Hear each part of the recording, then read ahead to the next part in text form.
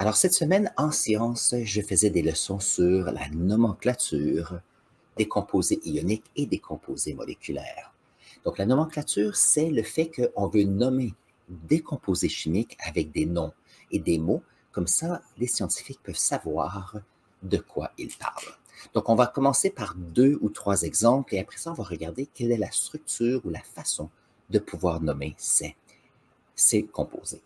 Les premiers composés qu'on va regarder seront les composés ioniques et après, nous allons aller aux composés moléculaires. Donc, voyons voir. Si nous avons, par exemple, le sel de table a une composition de un atome de sodium et un atome de chlore. Nous pouvons avoir, lorsqu'on a ici l'aluminium, comme ceci, lorsqu'on a de l'aluminium et de l'aluminium qui sort de la fonderie, on se retrouve avec un métal qui est très, très brillant. Par contre, rapidement, celui-ci devient terne et devient un gris pâle mat. Et ça, c'est ce qu'on appelle d'un oxyde d'aluminium. Pourquoi est-ce que ceci arrive? C'est que l'oxygène de l'atmosphère réagit avec l'aluminium. Et ça, c'est fantastique parce que ça permet de protéger l'aluminium. Alors, comment est-ce qu'on les appelle ceux-ci? Alors, NaCl, on appelle ça le chlorure de sodium. Chlorure de sodium. Ceci. Et lorsqu'on a ici un aluminium et un oxygène, on appelle ça un oxyde d'aluminium. Oxyde.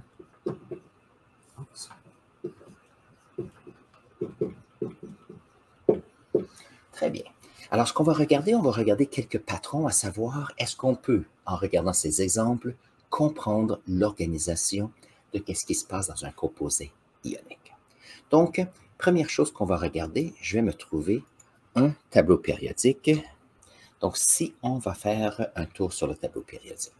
Alors, sur le tableau périodique, il y a des informations utiles.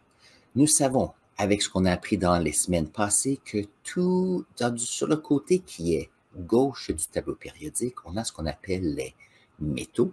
Et les métaux ont tendance à avoir 1, 2 ou 3, des fois plus d'électrons sur le dernier niveau d'énergie, et ces électrons sont disponibles à être donnés à d'autres atomes.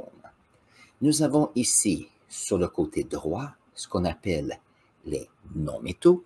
Les non-métaux ici, ce qui est intéressant, c'est que ceux-ci veulent avoir un électron, 2 ou 3 électrons supplémentaires pour avoir leur dernier niveau d'énergie complet, donc tous les électrons nécessaires pour compléter le dernier niveau. Donc, ce qui est intéressant, c'est qu'on a des métaux qui veulent donner des électrons, qui sont d'accord à donner des électrons, et on a ici les non-métaux qui veulent des électrons. Donc, c'est une association qui est fantastique, et c'est ce qu'on appelle des composés ioniques. Alors, voyons voir si on peut montrer quelques détails de plus. Donc, si nous regardons ici notre chlorure de sodium, on a ici un métal. Alors, un métal ici et un non-métal avec le chlorure. Si nous avons ici un oxyde d'aluminium, nous avons un métal et nous avons un non-métal. Donc, ça, c'est ce qui caractérise notre composé ionique. Maintenant, lorsqu'on regarde les noms, qu'est-ce qu'on remarque, c'est que le premier mot qui va dans le nom, c'est ce qu'on appelle un anion. Un anion, qu'est-ce que c'est? C'est les non-métaux qui deviennent négatifs parce qu'ils reçoivent des électrons de plus. Et on met l'anion ici, et on indique le métal. Donc, un chlorure de sodium. Nous avons ici un oxyde, parce qu'on a ici l'oxygène. Un oxyde de quoi? D'aluminium, qui est le métal. Donc, ça nous donne un peu les patrons. On a toujours ici l'anion qui commence, et on a ici le cation. Les cations sont des atomes qui ont tendance à donner des électrons et donc devenir positifs comme ceci. Les anions sont négatifs. Donc ça ici, c'est la base de qu'est-ce que c'est des composés ioniques et qu'est-ce qui se passe avec les électrons. Maintenant, nous allons regarder quelques détails de plus sur des composés spécifiques des composés ioniques. Voyons voir. Donc, j'ai besoin d'un instant parce que j'ai besoin d'écrire des choses au tableau maintenant. Voir. Alors ici, nous allons avoir lithium, nous allons avoir le sodium et nous allons avoir le potassium. Donc ça, je vais utiliser ces métaux ici qui ont une charge de 1 positif, ça sera fantastique. Nous avons de l'autre côté les non-métaux et voyons voir si on peut regarder les noms. On a ici N, oups. On a ici l'azote, comme ceci, l'azote, oxygène, et l'autre c'est le fluor.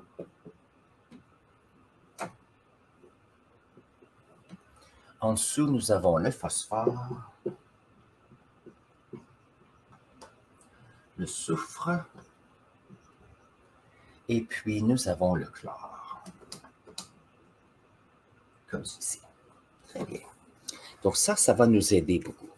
Alors ici, lorsqu'on regarde notre tableau périodique, je vais le remontrer ici, nous avons notre tableau périodique avec, j'ai utilisé ici les métaux alcalins. C'est facile, ça me donne de la place dans le centre pour pouvoir écrire des choses.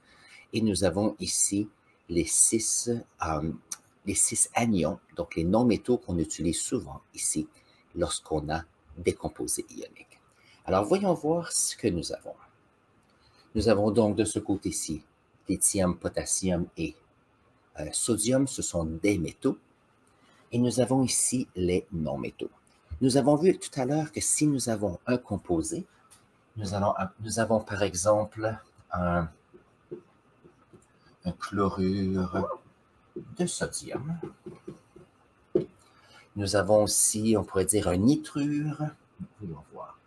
Un phosphore. Un phosphore de potassium. Okay. Donc, lorsqu'on continue notre apprentissage, on a toujours de et le métal. Donc ça ne change pas du tout. Par contre, on peut remarquer que le chlore est devenu le chlorure, le phosphore est devenu le phosphure.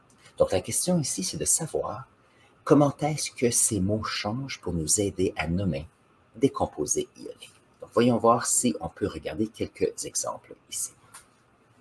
Donc moi, je vais utiliser un autre couleur. Il me manque des couleurs ce matin. Donc voyons voir.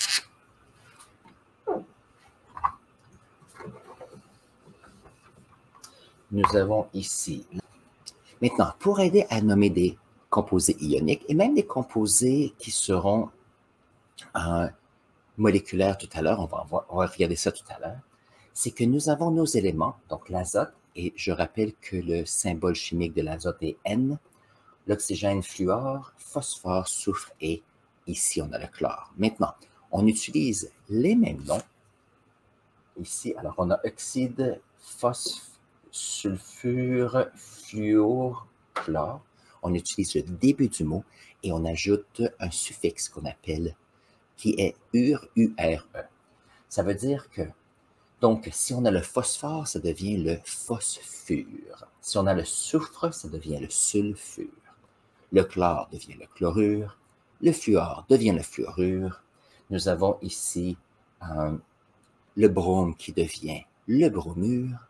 On a l'iode qui devient l'iodure. Il y a même le carbone qui devient le carbure. Un carbure comme ceci. On a donc la terminaison en ure. Donc, les anions, c'est comme ça qu'ils changent leur nom. On donne l'anion pour commencer de métal. Maintenant, il y en a un qui est différent des autres et c'est l'oxygène. Et l'oxygène, on appelle ça l'oxyde. Et pour ceux qui aiment l'anglais, ce qui est intéressant, c'est qu'en français, nous avons le ure comme ceci. Et en anglais, c'est ici le id. Donc, au lieu de URE, c'est IDE. Donc, ces petites parenthèses pour les personnes qui aiment l'anglais. Nous avons en anglais nitride, oxide, fluoride, carbide, phosphide, sulfide, bromide, chloride et iodide. Donc, en anglais, ce sont tous les mêmes terminaisons. Donc, ici, pour l'oxygène avec les oxydes, probablement que c'est qu'avec le fait que les scientifiques se parlaient beaucoup, ça a dû entrer dans les traditions et c'est comme ça que c'est resté. Maintenant, voyons voir si on peut retrouver des exemples de plus de nomenclature des composés ioniques. Donc, voyons voir. Passant, je suis juste voir, nous avons une personne qui est arrivée, donc bonjour à toi. S'il arrive que tu as des questions, que vous avez des questions à caractère scientifique, n'hésitez pas de les mettre dans la session clavardage. Sinon, appréciez notre petite émission. Présentement, je parle de nomenclature pour les composés chimiques. C'était une question de mes élèves cette semaine. Très bien. Donc, regardons si on peut trouver quelques exemples. Donc, si j'ai nous avons MgO, nous avons LiF, nous allons avoir, qu'est-ce qu'on pourrait dire? Tiens, je vais refaire tout à l'heure NaCl, et nous allons faire, voyons voir, tout à l'heure, nous avons fait K3N comme ceci. Je pense que c'est bon. J'aimerais en avoir un autre, par exemple. On va ici, le fluor de, non, un oxyde, on les a, un bromure de lithium, non, un sulfure de calcium, non. Alors, je ne ferai pas un autre exemple, mon cerveau ne fonctionne pas maintenant, ça va. Alors, voyons voir. J'ai ici 4 exemples de nomenclature pour des composés ioniques. Donc ici, on peut voir qu'il y a un métal et un non-métal, métal, non-métal, métal, non-métal et métal, non-métal. Donc ça, c'est la première chose qui est importante de savoir pour les composés ioniques. Maintenant, pour les nommer, on commence toujours avec l'anion. Donc on a l'anion comme ceci, et on a le métal. Donc voyons voir ce que nous avons. Ici, nous avons l'oxyde. L'oxyde de quoi? De magnésium. Donc, on a ici oxyde de magnésium. Très bien. On a l'anion ici. On a la terminaison qui a changé de l'oxygène et on a le métal.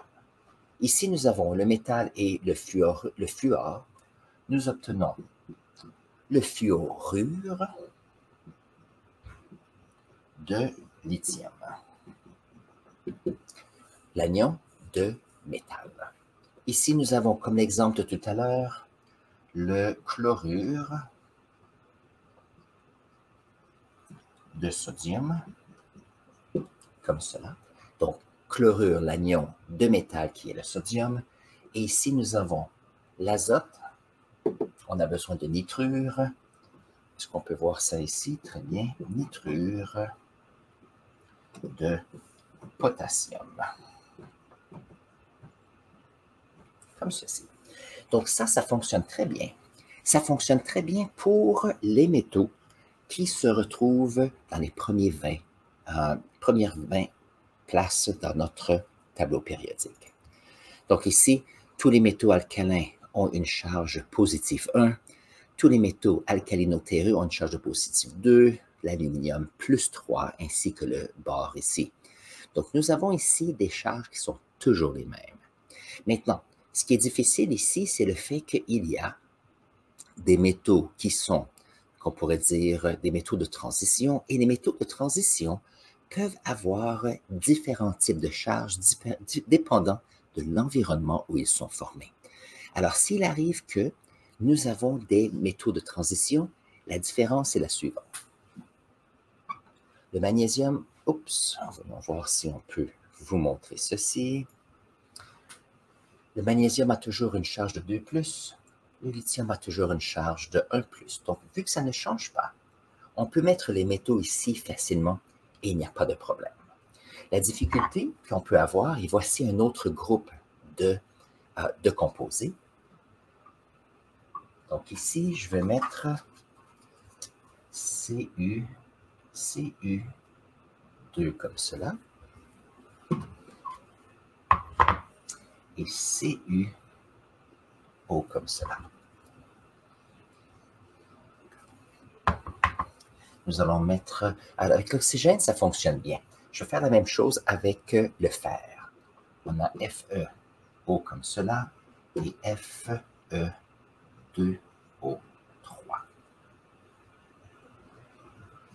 Très bien. Alors ici, il y a des changements.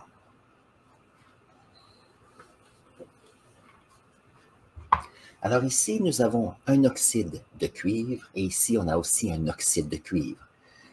Nous avons le même nom, par contre, les ions ici peuvent avoir des charges différentes.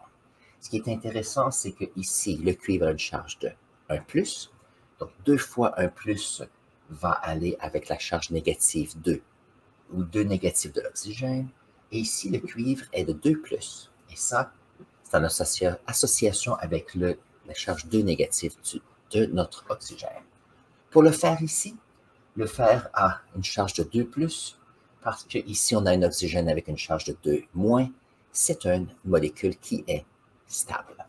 Ici, on a Fe2O3, c'est parce que notre fer ici a une charge ionique de 3+, pour aller avec notre charge de l'oxygène.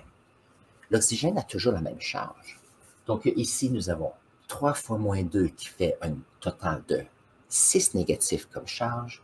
Et donc, avec 6 négatifs, pour une molécule neutre, on a besoin de 6 positifs. Donc, on a besoin de 2 atomes de fer à 3+. Donc ça ici, c'est un peu comment ça va. Et la question, c'est comment est-ce qu'on peut écrire cela?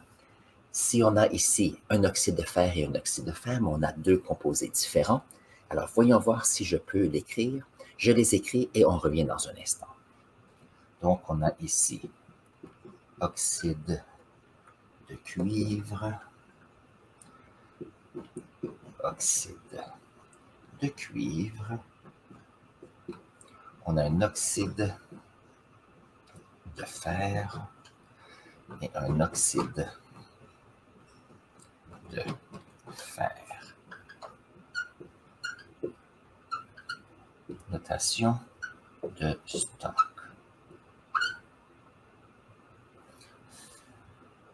Allons voir.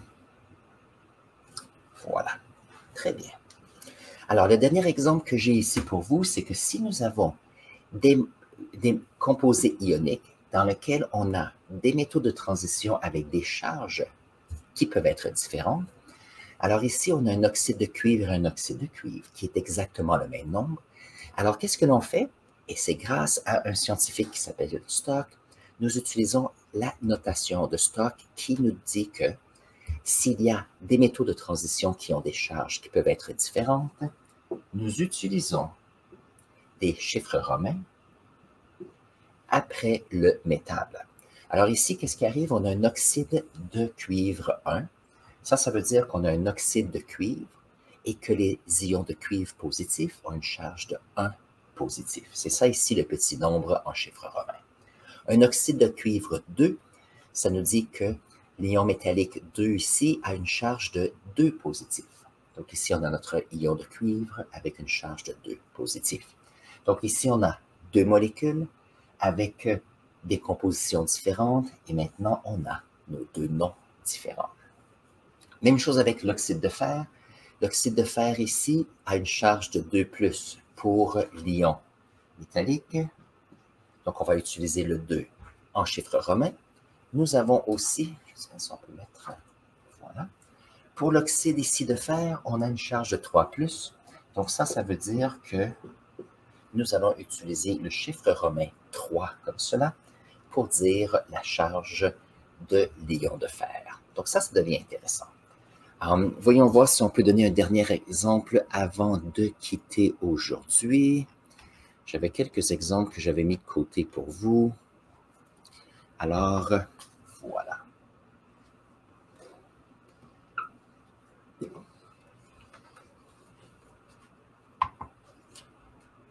Alors ici, OK, les oxydes, pourquoi pas? On a un oxyde de plomb 2 et un oxyde de plomb cela. Très bien. Alors, pour les deux exemples que nous allons faire, je vais utiliser l'oxyde de plomb et l'oxyde de plomb. Mais ici, on a l'oxyde de plomb 2 et ici, l'oxyde de plomb 4. Donc, moi, si je veux être capable de trouver la formule chimique, je viens ici, j'ai du plomb, qui est le métal, et j'ai l'oxygène, qui est ici. Le plomb a une charge de 2+, et l'oxygène a toujours une charge de 2 négatif lorsqu'on commence la chimie. Donc, notre composé sera PbO comme cela, comme oxyde de fer. Si nous avons un oxyde de plomb 4, nous avons ici le plomb avec une charge de 4 positif et les oxygènes avec une charge de 2 négatif. Ça veut dire que pour être capable d'avoir une molécule qui est neutre, nous allons avoir besoin de 2 oxygènes, comme ceci, pour pouvoir accepter les 4 électrons qui sont donnés par le plomb. Nous avons ici un oxyde de plomb 2 et ici un oxyde de plomb 4. Et c'est comme ça qu'on utilise la notation de Stock qui est fantastique lorsqu'on fait la nomenclature des composés ioniques. Et ça, c'est ce que je voulais mentionner pour vous pour cela. Dans un instant, on va regarder les composés moléculaires et comment est-ce qu'on les nomme. Mais déjà, on a fait la moitié du travail parce qu'on utilise des mots qui sont semblables. Donc, voyons voir. Oh, je vais dire, en passant, alors, si vous avez aimé cette vidéo jusqu'à maintenant, n'hésitez pas, je vais mettre ici le lien d'une vidéo sur comment bien comprendre qu'est-ce que c'est un composé ionique. Comme ça va vous aider à bien comprendre la nomenclature. Donc, on se voit là dans un instant.